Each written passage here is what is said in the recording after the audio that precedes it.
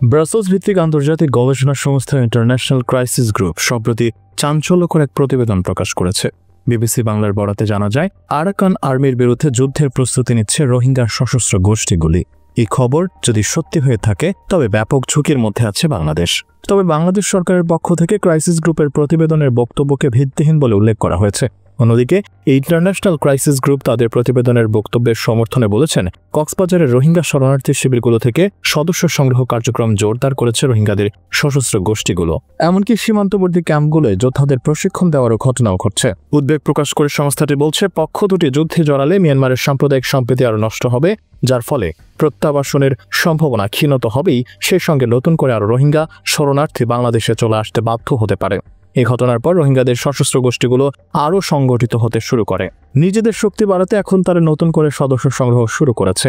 সংখ্যাগরিষ্ঠ বৌদ্ধ সমর্থিত আরাকান আর্মির বিরুদ্ধে যুদ্ধে মুসলিম রোহিঙ্গাদের অংশগ্রহণ বাড়ানোর লক্ষ্যে সশস্ত্র গোষ্ঠীগুলো ধর্মকে ব্যবহার করছে বলেও ইন্টারন্যাশনাল ক্রাইসিস গ্রুপের প্রতিবেদনে উল্লেখ করা হয়েছে। এ অবস্থায় কক্সবাজারের শরণার্থী শিবিরগুলোতে সশস্ত্র গোষ্ঠীর তৎপরতা থামানো না গেলে সেটি বাংলাদেশের জন্য মারাত্মক ক্ষতি বয়ে আনতে পারে বলেও সতর্ক করেছে আন্তর্জাতিক সংস্থাটি। ইন্টারন্যাশনাল ক্রাইসিস গ্রুপ তাদের প্রতিবেদনে বলেছে, কক্সবাজারের রোহিঙ্গা শরণার্থী শিবিরগুলোয় Arakan Rohingya Salvation Army, Rohingya Solidarity Organisation সহ যত সশস্ত্র গোষ্ঠী সক্রিয় রয়েছে তারা সম্প্রতি একজোট হয়েছে। যদিও অতীতে বছরের পর বছর ধরে বাংলাদেশের ক্যাম্পগুলোয় তারা নিজেদের মধ্যেই রক্তক্ষয়ী সংঘর্ষে লিপ্ত ছিল, কিন্তু আরাকান আর্মি রাখাইনের নিয়ন্ত্রণ নেওয়ার পর তাদের মধ্যে বড় ধরনের পরিবর্তন লক্ষ্য করা যাচ্ছে। কারণ উত্তর রাখাইনের যেসব এলাকায় রোহিঙ্গা জনগোষ্ঠীর বসবাস ছিল সেসব অঞ্চলের নিয়ন্ত্রণ তাদের হাতেই থাকা উচিত বলে মনে করেন গোষ্ঠীগুলোর নেতারা। সেজন্য নিজেদের মধ্যে হানাহানি থামিয়ে এখন একজোট হয়ে আরাকান আর্মির বিরুদ্ধে যুদ্ধ করার বিষয়ে সম্মত হয়েছেন সশস্ত্র রোহিঙ্গা গোষ্ঠীর নেতারা। রোহিঙ্গা ক্যাম্পের সহিংসতা বন্ধের আশায় বাংলাদেশের নিরাপত্তা সংস্থাগুলো তাদের এই সিদ্ধান্তের সমর্থন দিয়েছে বলে প্রতিবেদনে উল্লেখ করেছে ইন্টারন্যাশনাল ক্রাইসিস গ্রুপ। তবে বাংলাদেশের কর্মকর্তারা নিরাপত্তা সংস্থাগুলোকে ঘিরে এসব অভিযোগ বা বক্তব্যকেও ভিত্তিহীন বলে বর্ণনা করছে। অন্যদিকে ক্রাইসিস গ্রুপগুলো বলছে, রোহিঙ্গা গোষ্ঠীগুলোর সমঝোতায় পৌঁছতে সক্ষম হওয়ায় কক্সবাজারের শরণার্থী শিবিরগুলোতে বাস্তবে সহিংসতা আগের চেয়ে অনেকাংশে কমে গেছে, কিন্তু তাতে সশস্ত্র গোষ্ঠীগুলোর তৎপরতা থেমে নেই, বরং আগের চেয়ে আরও বেড়েছে। বাংলাদেশের শরণার্থী শিবিরগুলোতে মাঝে মধ্যে রক্তপাত ঘটানোয় আগে সশস্ত্র গোষ্ঠীগুলোকে সমর্থন দিত না সাধারণ রোহিঙ্গারা, ফলে নতুন সদস্য সংগ্রহ করতে গিয়ে বেশ বেগ পেতে হতো তাদের। কিন্তু এখন গোষ্ঠীগুলো কৌশল বদল করেছে বলে জানাচ্ছে ইন্টারন্যাশনাল ক্রাইসিস গ্রুপ। নতুন সদস্য সংগ্রহের ক্ষেত্রে অস্ত্র হিসেবে তারা এখন ধর্মকে ব্যবহার করছে। বাংলাদেশে বর্তমানে যে 13 লাখ রোহিঙ্গা শরণার্থী শিবিরগুলোতে অবস্থান করছে তাদেরকে মিয়ানমার ফেরত পাঠাতে দীর্ঘদিন ধরে চেষ্টা চালাচ্ছে সরকার।